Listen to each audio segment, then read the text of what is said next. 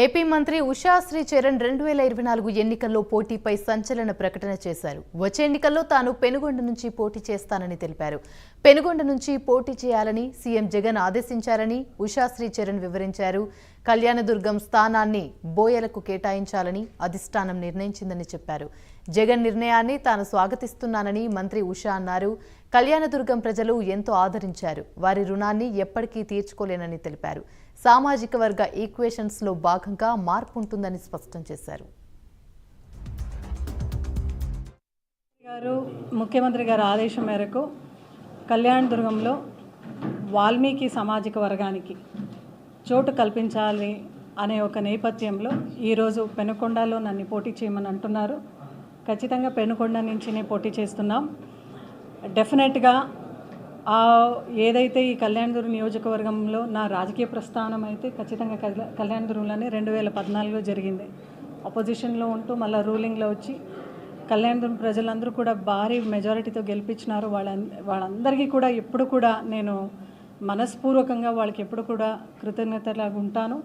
అదేవిధంగా ఏదైతే కళ్యాణదుర్గం డెవలప్మెంట్లో నా లీడర్స్, నా క్యాడర్, మా ప్రజలందరూ కూడా కృషి చేశారో వాళ్ళందరికీ కూడా మనస్పూర్వకంగానే ఈ యొక్క మీ మాధ్యమం ముఖాంతరం, మీడియా ముఖాంతరం వాళ్ళందరూ కూడా ధన్యవాదాలు తెలియచేసుకుంటూ, అదేవిధంగా నాకైతే కొత్త రెస్పాన్సిబిలిటీగా ఈరోజు పెనుకొండలో పోటీ చేయమంటున్నారు.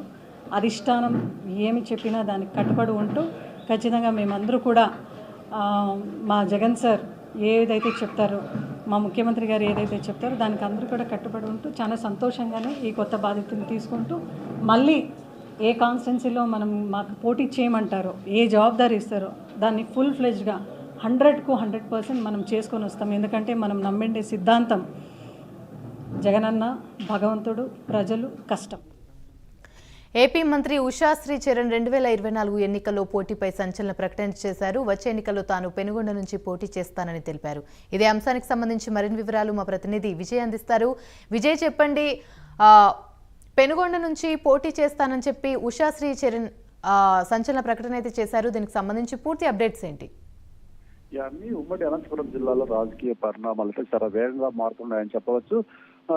ముఖ్యంగా అధికార పార్టీ వైఎస్ఆర్సీపీలో అయితే అయితే అభ్యర్థుల మార్పు అయితే శ్రీకారం చుట్టినట్లయితే తెలుస్తుంది. అయితే అనంతపురంలో అయితే ఏకైక మంత్రిగా ఉన్న ఉషాశ్రీ చరణ్ అంటే కళ్యాణదుర్గం నియోజకవర్గానికి అయితే ప్రాతినిధ్యం వహిస్తున్నారు.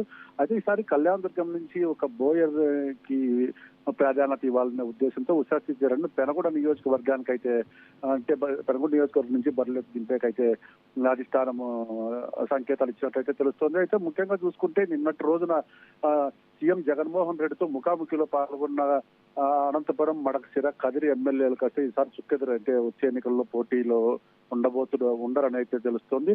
అలాగే కళ్యాణదుర్గంకు అయితే తలారి రంగారెడ్డి, అనంతపురం ఎంపీగా ఉన్న తలారి రంగాయను కళ్యాణదుర్గం నుంచి పోటీలో దింపే అవకాశాలు ఉన్నాయి.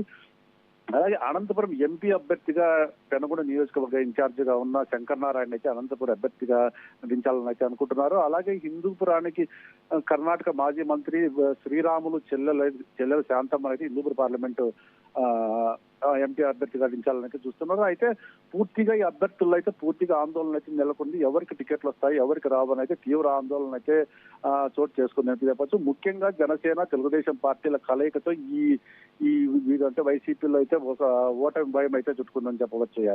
Right, thank you.